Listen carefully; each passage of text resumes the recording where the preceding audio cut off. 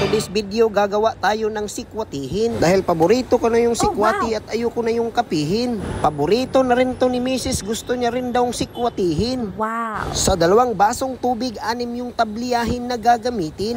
Pag kumulo na ang tubig, ilagay mo na yung tabliyahin. Ukay-ukayin mo lang yung tabliya hanggang matunawin. Ganitong diskarte ni Yorski, napakadali gumawa ng sikwatihin. Gumamit lang ako ng Bear Brand dito at mamaya ko na yan ilagayin. Pag ganito ng texture ng sikwati mo ay pwede mo nang haunin. Pag uminom ka ng sikwati isang bisis lang sa isang arawin, baka iinom ka ng marami at ikaw ay matataychiin. Sa 2 basong sikwati ay kasya na sa amin ni Misisin. Kami na lang ang gumagawa ni Mrs. ng sikwati dahil sa labas ay napakamahalin. Lagyan ko lang ng asukal at kayo nang bahala maglagay ng asukal sa inyo kung paano kayo kasweet magsikwatihin.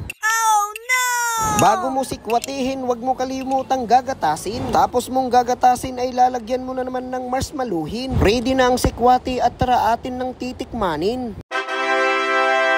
So taga saan ka ba nang malaman ko kung saan na makarating ang sikwati ko? Shout out kay Pulido RJ Armas Odilo dyan sa San Jose, Davao de Oro. Shout out din kay Jusay Bong from Butuan. Shout out din kay Tanak at Dagdan from Samal Island City. Shout out din kay Abay Gumaho. Shout out din kay Mervin Rosasina watching from Alaminos, Laguna. Shout out din kay George Bunso Anting from Luna, Surigao City. Shout out din sa lahat ng hilig ng sikwati dyan. So tara, tikman mo na ni Yorski ang sikwati niya.